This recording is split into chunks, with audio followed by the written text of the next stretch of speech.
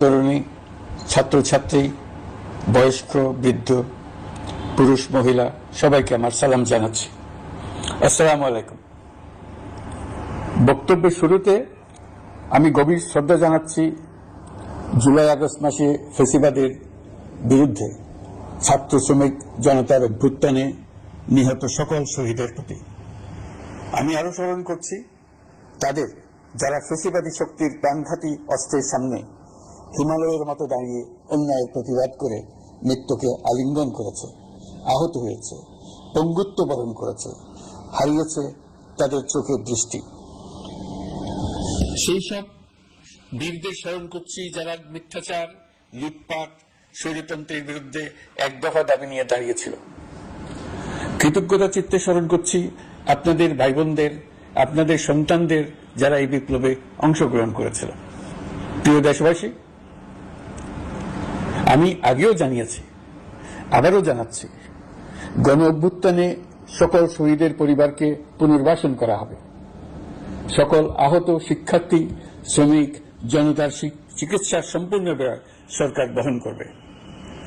আহতদের দীর্ঘমেয়াদী এবং ব্যয়বহুল চিকিৎসা এবং শহীদদের পরিবারের দেখাশোনার জন্য স্বাস্থ্য মন্ত্রণালয়ের নেতৃত্বে একটি পূর্ণাঙ্গ তালিকা প্রস্তুত করা হয়েছে।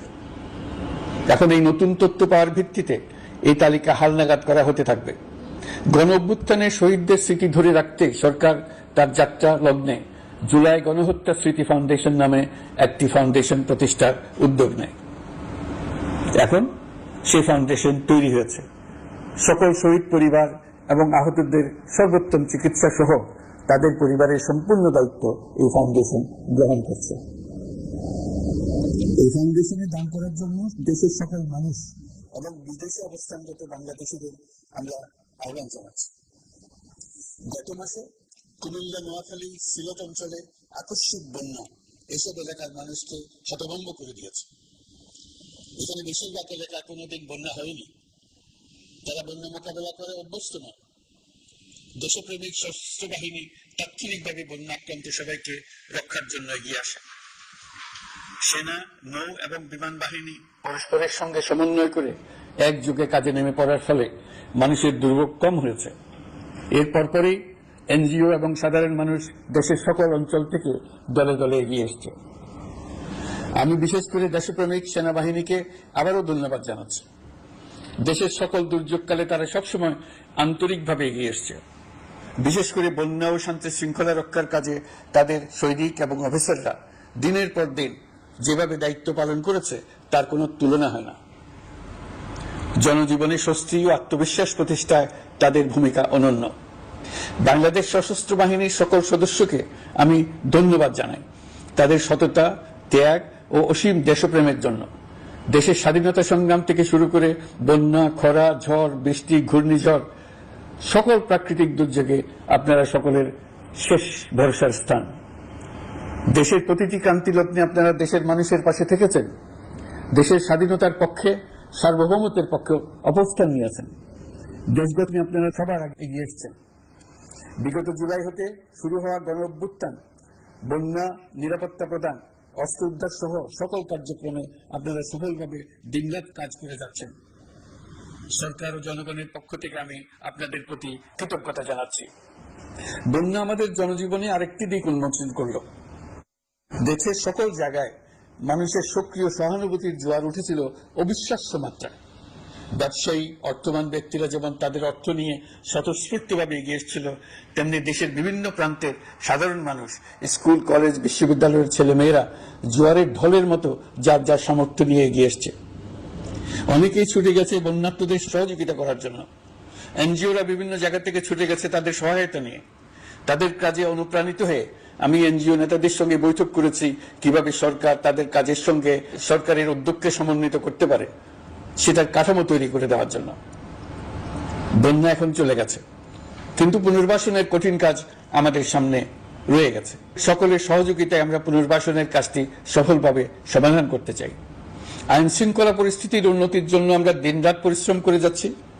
যে সমস্ত ভাই বোনেরা তাদের গত 16 বছরের বেদনা জানিয়ে তার প্রতিকার পাওয়ার জন্য আমার অফিস এবং সচিবালয়ের অফিস সমূহের সামনে প্রতিদিন ঘেরাও কর্মসূচি দিয়ে আমাদের কাজকর্ম ব্যাহত করছিলেন, তারা আমার আহ্বানে সাড়া দিয়ে ঘেরাও কর্মসূচির থেকে বিরত হয়েছেন বটে, তবে অন্যত্র আবার তারা তাদের কর্মসূচি দিয়ে যাতায়াতে ব্যাঘাত সৃষ্টি করছেন। আমি কথা দিচ্ছি, আপনাদের ন্যায্য আবেদনের কথা আমরা ভুলে যাব না। আমরা সকল অন্যায়ের প্রতিকারের জন্য প্রতিশ্রুতিবদ্ধ। আমরা আমাদের দায়িত্বকালে যথাসম্ভব সব সমস্যার সমাধানের চেষ্টা করব। আমি আবারও অনুরোধ করছি, আপনারা যাতায়াতে ব্যাঘাত সৃষ্টি থেকে বিরত থাকুন। জাতি আপনাদের প্রতি কৃতজ্ঞ থাকবে। তৈরি পোশাক, ওষুধ শিল্প, এইসব এলাকায় শ্রমিক ভাই বোনেরা তাদের অভিযোগ জানানোর জন্য ক্রমাগতভাবে এই শিল্পের কার্যক্রম পরিচালনা বন্ধ রাখতে বাধ্য করছেন।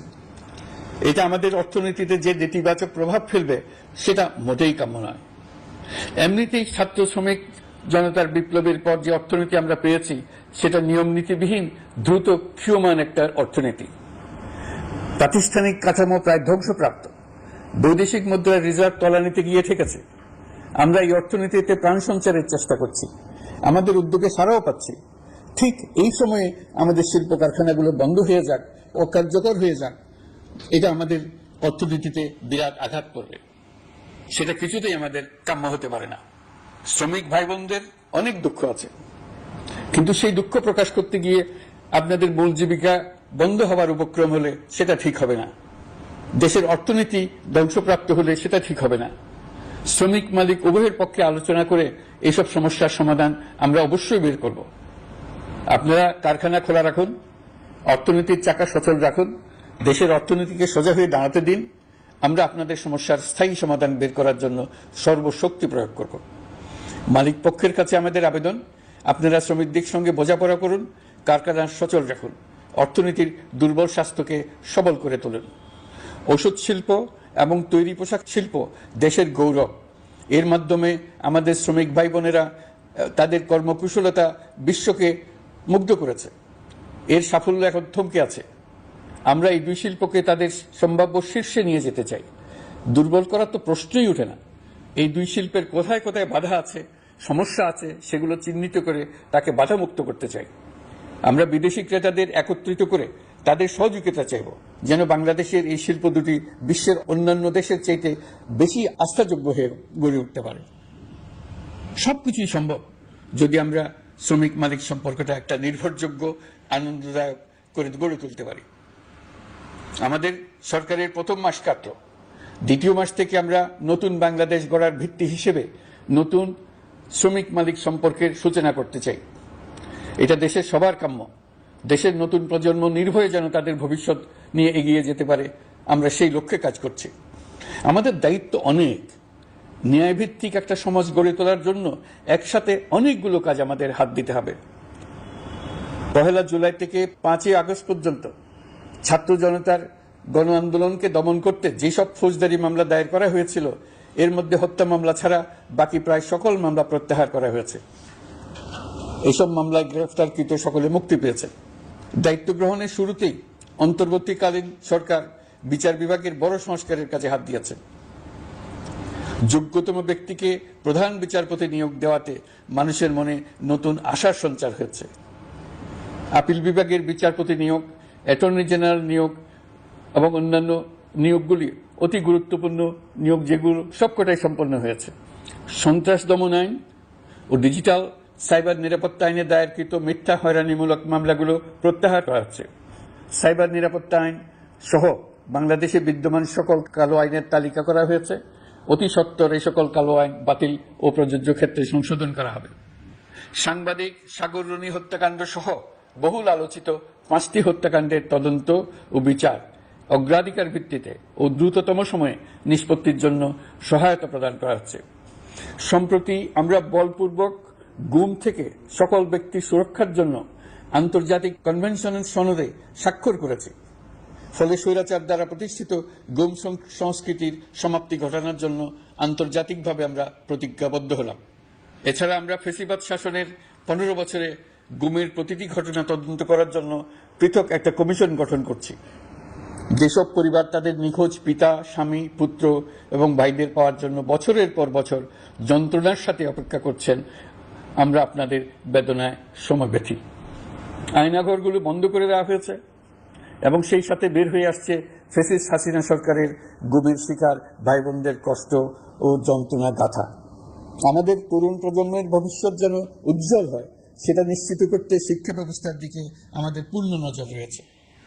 ইতিমধ্যে প্রথম শ্রেণী থেকে দ্বাদশ শ্রেণী পর্যন্ত বর্তমানের ত্রুটিপূর্ণ শিক্ষাক্রম পরিবর্তন করা হয়েছে। বই সংশোধন ও পরিমার্জনের কাজ শেষ পর্যায়ে আছে। এই সংস্কারের কাজ অব্যাহত থাকবে। বিশ্ববিদ্যালয় সমূহের উচ্চ প্রশাসনিক পদগুলো পূরণ করে শিক্ষা কার্যক্রম স্বাভাবিক করার কাজ দ্রুত গতিতে এগিয়ে চলেছে।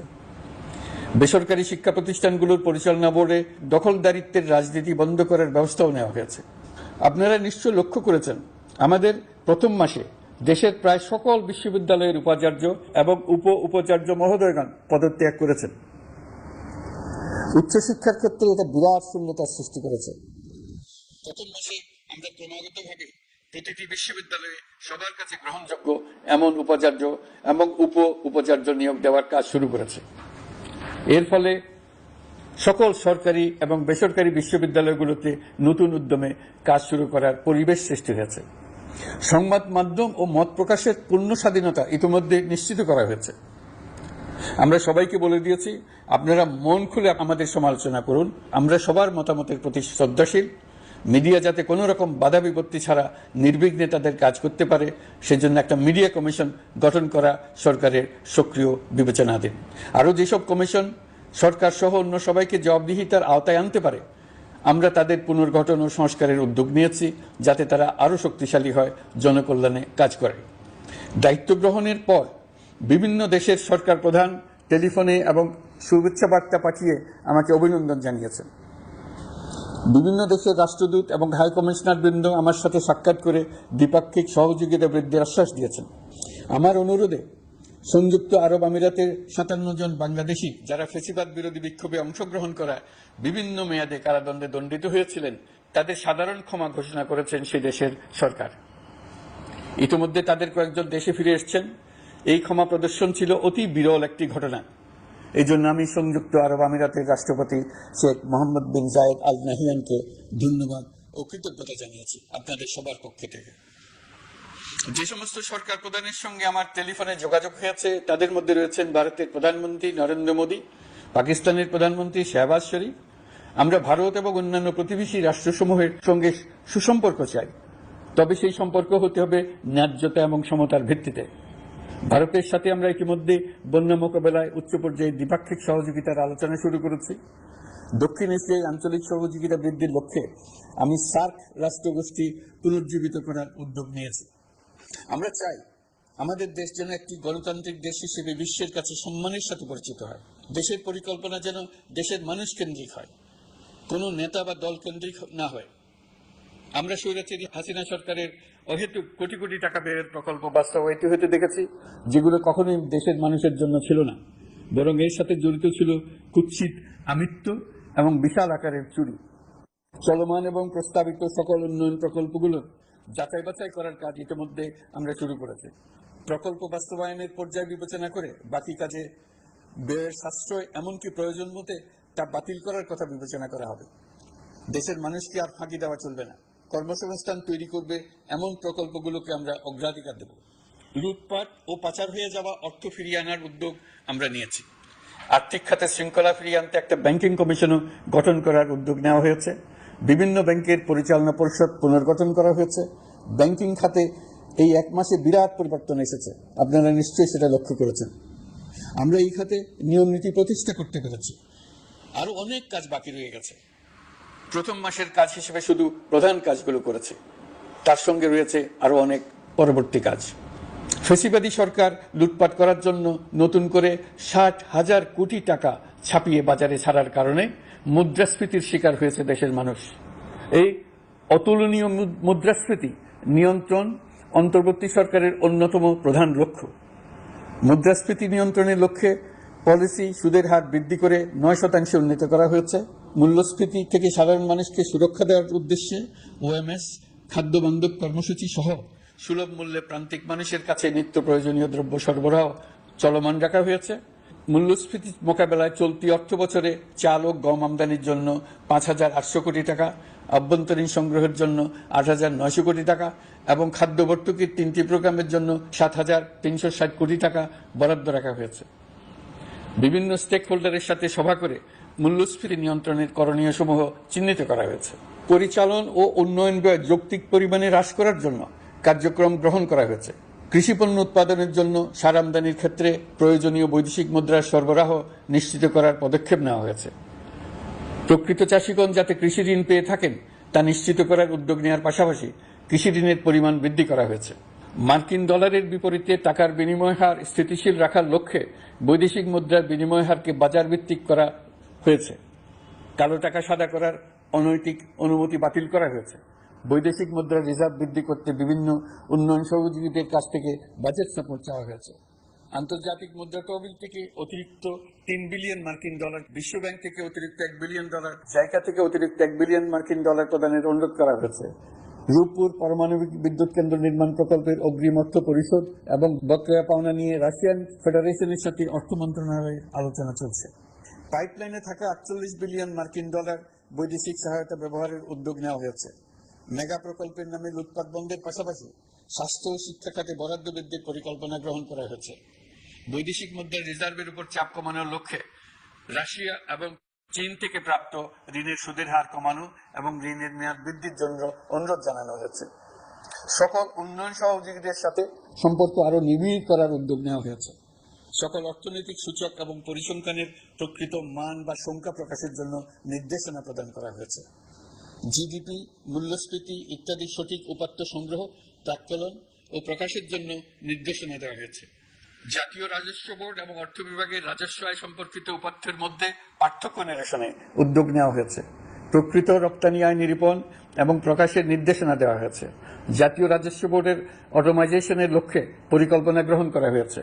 পুঁজিবাজারকে স্বাভাবিক ধারায় ফিরিয়ে আনতে সিকিউরিটি এক্সচেঞ্জ কমিশন পুনর্গঠন করা হয়েছে। নিত্য প্রয়োজনীয় পণ্য সামগ্রীর সরবরাহ স্বাভাবিক রাখার নিমিত্তে ব্যবসায়ী, শিল্প মালিক ও ব্যবসায়ী সংগঠনের সাথে সভা করা হচ্ছে এবং তাদের মতামতের ভিত্তিতে বিভিন্ন ব্যবস্থা গ্রহণ করা হচ্ছে।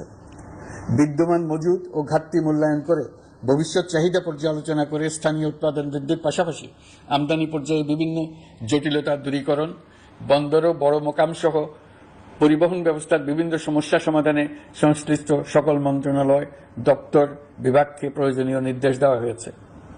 এই জন্য তেল, চিনি, ডিম ও মাংস উৎপাদনকারী বৃহৎ প্রতিষ্ঠানসমূহের সাথে সভা ও মত বিনিময় করা হচ্ছে।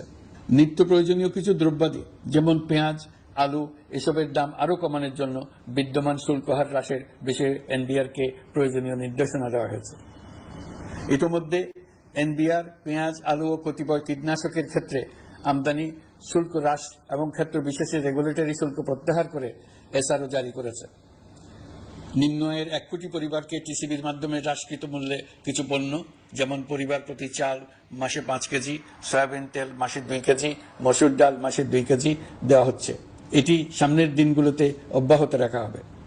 সরকার দায়িত্ব গ্রহণের পর জনপ্রত্যাশা অনুযায়ী বিদ্যুৎ, জ্বালানি ও খনিজ সম্পদ মন্ত্রণালয় হতে বিদ্যুৎ ও জ্বালানির দ্রুত সরবরাহ বৃদ্ধি আইনের অধীনে চলমান সকল প্রকার নেগোসিয়েশন, প্রকল্প বাছাই এবং ক্রয় প্রক্রিয়াকরণ কার্যক্রম আপাতত স্থগিত করা হয়েছে। গত ১.৫ দশকে এই আইন ব্যবহার করে লক্ষ কোটি টাকা লুটপাট হয়েছে। বিদ্যুৎ, জ্বালানি ও খনিজ সম্পদ মন্ত্রণালয়ের আওতাধীন কোম্পানি সমূহে অধিকতর স্বচ্ছতা ও জবাবদিহিতা আনার লক্ষ্যে কোম্পানি সমূহের পরিচালনা পর্ষদ পুনর্গঠন করা হয়েছে। প্রকৌশল, ভূতত্ত্ব এবং খনিজ হিসাব বিষয়ে অধ্যয়ন করেছে এমন ছাত্র প্রতিনিধি অন্তর্ভুক্ত করার জন্য উদ্যোগ গ্রহণ করা হয়েছে। এই খাতে অধিকতর সক্ষমতা, গতিশীলতা এবং জবাবদিহিতা নিশ্চিত করার লক্ষ্যে বিশেষজ্ঞগণের সমন্বয়ে একটি কমিটি গঠন করা হয়েছে। জ্বালানি তেলের মূল্য জনপ্রত্যাশা অনুযায়ী সহনশীল রাখতে অকটেন ও পেট্রোলের দাম ৬ টাকা, ডিজেল ও কেরোসিনের দাম ১ টাকা ২৫ পয়সা কমানো হয়েছে। ৩৭ দিন বন্ধ থাকার পর গত ২৫ আগস্ট হতে মিরপুর ১০ ও কাজীপাড়া স্টেশন ছাড়া বাকি সব স্টেশনে মেট্রো রেল পুনরায় চালু করা হয়েছে। ভুয়া মুক্তিযোদ্ধাদের চিহ্নিত করার লক্ষ্যে বিশেষ করে মুক্তিযুদ্ধের সময় যাদের বয়স ১২.৫ বছরের কম ছিল তাদের মুক্তিযুদ্ধ তালিকা হতে বাতিলের জন্য সুপ্রিম কোর্টে লিভ টু আপিলের পদক্ষেপ গ্রহণ করা হয়েছে। মুক্তিযোদ্ধা কল্যাণ ট্রাস্টের আওতাধীন বেদখলকৃত স্থাবর সম্পত্তি উদ্ধারে প্রয়োজনীয় ব্যবস্থা গ্রহণ করা হয়েছে। গৃহায়ন ও গণপূর্ত মন্ত্রণালয় কর্তৃক গৃহীত বরিশাল, রংপুর, ময়মনসিংহ উন্নয়ন কর্তৃপক্ষ আইন এর খসড়া তৈরির কার্যক্রম নেওয়া হয়েছে। পূর্বাচল নতুন শহর প্রকল্প, ঢাকার আশেপাশে স্যাটেলাইট সিটি নির্মাণের রোডম্যাপ চূড়ান্তকরণের উদ্যোগ নেওয়া হয়েছে। বিধি বহির্ভূত প্রদত্ত প্লট ও ফ্ল্যাটের বরাদ্দ বাতিলের উদ্যোগ নেওয়া হয়েছে। প্রিয় দেশবাসী, আপনাদের আমাদের সন্তানদের জন্য একটি গণতান্ত্রিক বাংলাদেশের রূপরেখা তৈরি করতে আমরা দৃঢ় প্রতিজ্ঞ। আর যেন আমাদের কোনো স্বৈরাচারের হাতে পড়তে না হয়। আমরা যাতে বলতে পারি আমরা একটি গণতান্ত্রিক দেশে বসবাস করি, আমরা যাতে সকলেই দাবি করতে পারি যে এই দেশটি আমাদের, আমরা সেই লক্ষ্যেই কাজ করছি। কেউ আইন নিজের হাতে তুলে নেবেন না। আইন নিজের হাতে তুলে নিয়ে কেউ সমাজে বিশৃঙ্খল পরিবেশ সৃষ্টি করলে আমরা তাকে অবশ্যই শাস্তির আওতায় নিয়ে আসব। আমরা একটি সাম্প্রদায়িক সম্প্রীতির দেশ। ধর্মীয় সম্প্রীতি বিনষ্ট হয় এমন কোনো কাজ কেউ কোনোভাবেই করবেন না। অতীতে শুধুমাত্র আওয়ামী মতাদর্শী না হওয়ার কারণে 28তম থেকে 42তম বিসিএস পর্যন্ত বিপিএসসি কর্তৃক সুপারিশকৃত অনেক প্রার্থী নিয়োগ বঞ্চিত হয়েছেন। 8ই আগস্ট পরবর্তী সময়ে এর মধ্যে এদের 259 জনকে নিয়োগ দেওয়া হয়েছে। মাঠ প্রশাসনকে জনবান্ধব এবং দুর্নীতিমুক্ত জবাবদিহিমূলকভাবে গড়ে তোলার জন্য সব ধরনের উদ্যোগ নেওয়া হয়েছে। সরকারি কর্মচারীদের বাধ্যতামূলকভাবে সম্পদ বিবরণী দাখিলের নির্দেশ দেওয়া হয়েছে এবং এটা প্রতি বছর তাদেরকে করতে হবে। ধ্বংস হয়ে পড়া একটা জনপ্রশাসনকে নিয়ে যাত্রা শুরু করেছে। মন্ত্রণালয়গুলোর উচ্চতম পদে যারা নিয়োজিত ছিলেন তারা অনেকে দায়িত্বশীল চলে গেছেন, কিন্তু পদে থেকেও সহকর্মীদের চাকরিমুখী কাজ করতে পারছিলেন না, বাধ্য হয়ে পদত্যাগ করেছেন। আর যারা 16 বছরের স্বৈরাচারী শাসনের আমলে পদত্যাগে বাধ্য হয়েছিলেন কিংবা দায়িত্ববিহীন অবস্থায় একই পদে থেকে বাধ্য হয়েছেন, তাদের সবার কথা বিবেচনা নিয়ে জনপ্রশাসনকে নতুন করে দাঁড় করানোই ছিল আমাদের প্রথম মাসে কঠিনতম সময়। আবার সকল সমস্যার সমাধান করে একটি নতুন জনপ্রশাসন কাঠামো দাঁড় করাতে পেরেছি, এটাই আমাদের প্রথম মাসের সবচেয়ে বড় অর্জন। আমার বিশ্বাস এই জনপ্রশাসন জনগণের ইচ্ছা পূরণে সর্বোচ্চ অবদান রাখতে পারবে। অতি স্বল্প জনবল নিয়ে দাপ্তরিক কার্যক্রম শুরু করা হলেও প্রথম দিকে বিভিন্ন মন্ত্রণালয় ও বিভাগ থেকে পাঠানো বিবিধ প্রস্তাব দ্রুত গতিতে এবং আইনগত সমস্ত বাধ্যবাধকতা মেনে সিদ্ধান্ত নেওয়া হয়েছে। গত এক মাসে বিভিন্ন মন্ত্রণালয় ও বিভাগ 198টি অতি গুরুত্বপূর্ণ বিষয়ে সিদ্ধান্ত নিয়েছে। জনপ্রশাসনের 135 জন অতিরিক্ত সচিব, 227 জন যুগ্ম সচিব এবং 120 জন উপসচিবকে পদোন্নতি প্রদান করা হয়েছে। 59টি জেলার জেলা প্রশাসককে প্রত্যাহার করা হয়েছে এবং নতুন 59 জন জেলা প্রশাসককে নিয়োগ দেওয়া হয়েছে। 67 জন কর্মকর্তার চুক্তিভিত্তিক নিয়োগ বাতিল করা হয়েছে। 10 জন যুগ্ম সচিব, 8 জন অতিরিক্ত সচিব, 6 জন সচিবকে ওএসডি করা হয়েছে। বাংলাদেশ পুলিশের 80 জন ডিআইজি, 30 জন পুলিশ সুপার সহ 110 জনকে পদোন্নতি প্রদান করা হয়েছে। 1 জন ডিআইজি, 1 জন এডিশনাল ডিআইজি, 4 জন পুলিশ সুপারকে চাকরিতে পুনর্বহাল করা হয়েছে। আইজিপি সহ 10 জন অতিরিক্ত আইজি, 88 জন ডিআইজি, 21 জন এডিশনাল ডিআইজি, 177 জন পুলিশ সুপার সহ মোট 297 জন কর্মকর্তাকে বদলি করা হয়েছে। ছাত্র শ্রমিক জনতার বিপ্লবের মূল লক্ষ্য ছিল গণভবন। এটা ছিল স্বৈরাচারের কেন্দ্রবিন্দু। এই সরকার বিপ্লবের প্রতি সম্মান দেখিয়ে গণভবনকে বিপ্লবের জাদুঘর হিসেবে ঘোষণা দিয়েছে। ছাত্র জনতার ক্ষোভকে স্থায়ীভাবে তুলে ধরার জন্য গণভবনের আর কোনো সংস্কার করা হবে না। ছাত্র জনতার ক্ষোভের মুখে তা যে অবস্থায় দাঁড়িয়েছিল সেই অবস্থায় তাকে রাখা হবে। যেসব মূল্যবান সামগ্রী জনতা নিয়ে গিয়েছিল সেগুলো অনেক ফেরত দিয়ে গেছেন। যারা নিয়ে গিয়েছেন তারা নিজেরাই ফেরত দিয়ে গেছেন। তাদের আমরা দেশবাসীর পক্ষ থেকে ধন্যবাদ জানাচ্ছি। আরও কিছু জিনিস পাওয়া যায়নি। যারা নিয়ে গেছেন তাদের কাছে আমাদের অনুরোধ থাকবে তারা যেন এইসব সামগ্রী ফেরত দিয়ে যান। আমরা উল্লেখ করব এইসব ব্যক্তিত্ব জনতা নিয়ে গিয়েছিল, কিন্তু বিজয়াকর্তারা আবার জাদুঘরের প্রতি সম্মান দেখিয়ে এগুলো ফেরত দিয়ে গিয়েছে। আমরা নতুন বাংলাদেশকে একটা পরিবেশ বান্ধব এবং জীব বৈচিত্র্যময় দেশ হিসেবে গড়ে তোলার উদ্যোগ নিয়েছি। এটি তরুণদের আকাঙ্ক্ষা, আমাদের সবারই আকাঙ্ক্ষা। সেই লক্ষ্যে আমি প্রথমেই একটি ক্ষুদ্র পদক্ষেপ নিয়েছি। আমার বাসভবন এবং সমগ্র সচিবালয়ে প্লাস্টিকের পানির বোতল ব্যবহার নিষিদ্ধ করেছে। ইতিমধ্যে সুপার শপগুলোতে পলিথিনের শপিং ব্যাগ ব্যবহার বন্ধ করার উদ্যোগ নেওয়া হয়েছে। গত কয়েক দশকে যে পরিমাণ নদী দূষণ হয়েছে আমরা তা বন্ধ করার উদ্যোগ নিয়েছি। আমরা সংস্কার চাই। আমাদের একান্ত অনুরোধ, আমাদের উপর যে সংস্কারের গুরু দায়িত্ব দিয়েছেন সেই দায়িত্ব দিয়ে আপনারা দর্শকের গ্যালারিতে চলে যাবেন না। আপনারা আমাদের সঙ্গে থাকুন, আমরা একসঙ্গে সংস্কার করব। এটা আমাদের সবার দায়িত্ব। আপনারা নিজ নিজ জগতে সংস্কার আনুন। একটা জাতির সংস্কার শুধু সরকারের সংস্কার হলে হয় না। আপনি ব্যবসায়ী হলে আপনার ব্যবসায়ী সংস্কার আনুন।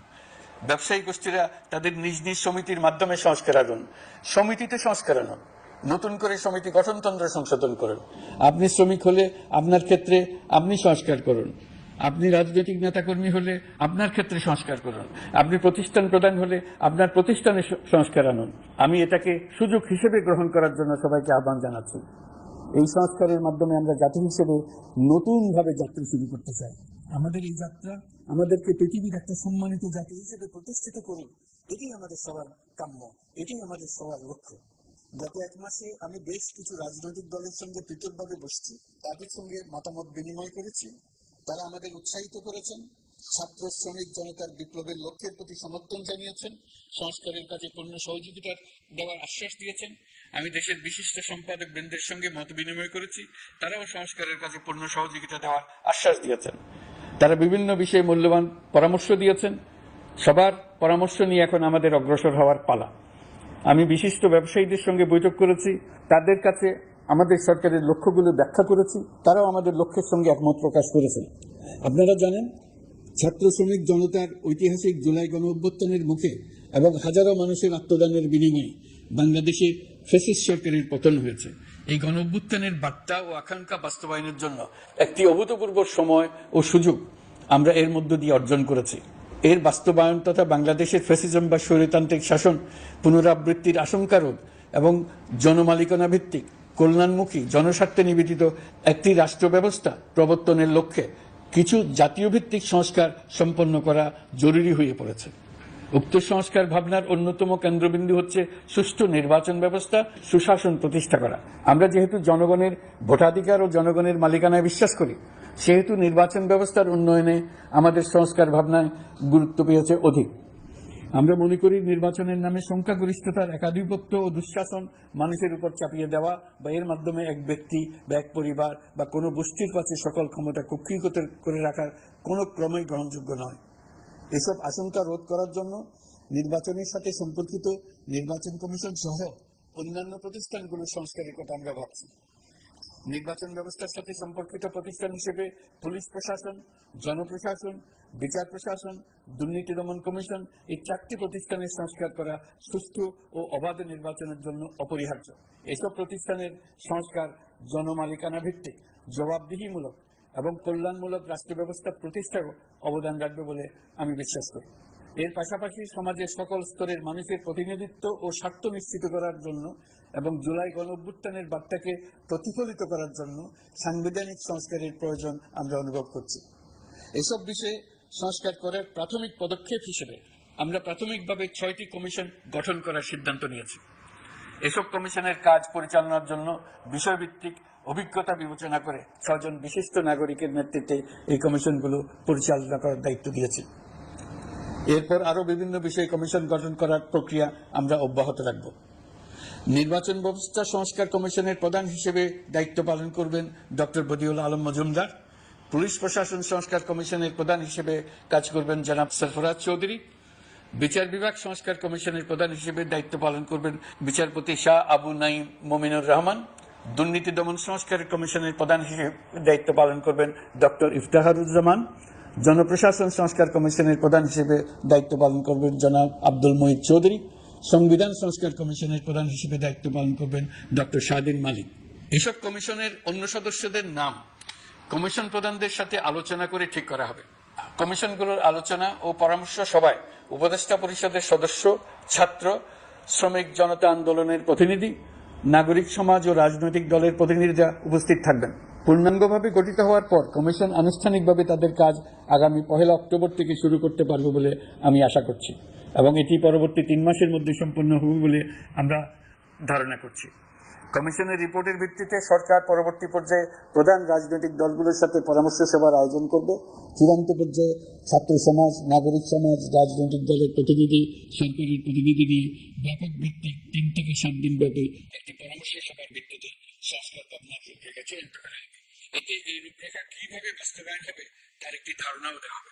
এই আয়োজন জুলাই গণ অভ্যুত্থানের বার্তা বাস্তবায়ন ও রাষ্ট্র পুনর্নির্মাণ তাগিদের ঐক্যবন্ধনে গোটা জাতিকে শক্তিশালী ও আশাবাদী করে তুলবে বলে আমাদের বিশ্বাস।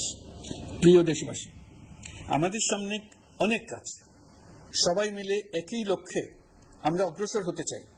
আমাদের মধ্যে, বিশেষ করে আমাদের নতুন প্রজন্মের মধ্যে যে সুপ্ত প্রতিভা লুকিয়ে আছে, সেটা যেন বিনা বাধায় রাষ্ট্রের এবং সমাজের সহযোগিতায় প্রকাশ করতে পারি, সেই সুযোগের কাঠামো তৈরি করতে চাই। সকলে মিলে আমাদের পরিবারের প্রতিটি সদস্যকে, সে ঝাড়ুদার হোক, ছাত্র হোক, শিক্ষক হোক, যে কোনো ধর্মের হোক, সবার সমান অধিকার নিশ্চিত করতে চাই। এই হলো আমাদের সংস্কারের মূল লক্ষ্য। আসুন ছাত্র শ্রমিক জনতার এই বিপ্লবের লক্ষ্যকে আমরা দ্রুত বাস্তবায়ন করি। আমাদের প্রথম মাসে আমরা যে গতিতে, যে উদ্যম নিয়ে কাজ এগিয়ে নিয়ে যাওয়ার কথা চিন্তা করেছিলাম, সেটা হয়তো করতে পারিনি বাস্তব অবস্থার পরিপ্রেক্ষিতে। দেশের আইন শৃঙ্খলা পরিস্থিতি স্বাভাবিক রাখা গেলে আশা করি আমরা আমাদের গতি অনেক বাড়াতে পারব। এই জন্য দেশের সকল মানুষের কাছে, শিক্ষক, ছাত্রছাত্রী, কৃষক, শ্রমিক, পেশাজীবী, বড় ব্যবসায়ী, ক্ষুদ্র ব্যবসায়ী, দিনমজুর, গৃহিণী, সকলের সহযোগিতা চেয়েছি। আমাদের কাজ বড় কঠিন, কিন্তু জাতি হিসেবে এবার ব্যর্থ হওয়ার কোনো অবকাশ আমাদের নেই। আমাদেরকে সফল হতেই হবে। এই সাফল্য আপনাদের কারণে আসবে, আপনার সহযোগিতার কারণে আসবে। আমাদের কাজ হবে আপনার আমার স্বপ্নকে বাস্তবে রূপায়িত করা। এখন আমরা আমাদের দ্বিতীয় মাস শুরু করছি। আমাদের দ্বিতীয় মাসে যেন আপনাদের মনে দৃঢ় আস্থা সৃষ্টি করতে পারি, সেই চেষ্টা করে যাব। ধৈর্য ধরুন, এই কথাটি আমি মোটেই আপনাদের বলবো না। আমরা সবাই অধৈর্য হয়ে পড়েছি। এত সব কাজ কখন যে শেষ হবে এটা চিন্তা করে আমরা অধৈর্য হব, কেন হব না? কিন্তু সঠিকভাবে কাজ করব, কাজে কোনো অধৈর্যের চিহ্ন রাখবো না। প্রিয় দেশবাসী, দেশের শিশু, কিশোর কিশোরী, তরুণ তরুণী, ছাত্রছাত্রী, বয়স্ক, বৃদ্ধ, পুরুষ, মহিলা, সবাইকে আবারও আমার সালাম জানাচ্ছি। আসসালামু আলাইকুম। আপনাদের সবাইকে ধন্যবাদ জানাচ্ছি। মহান আল্লাহ আমাদের সকলের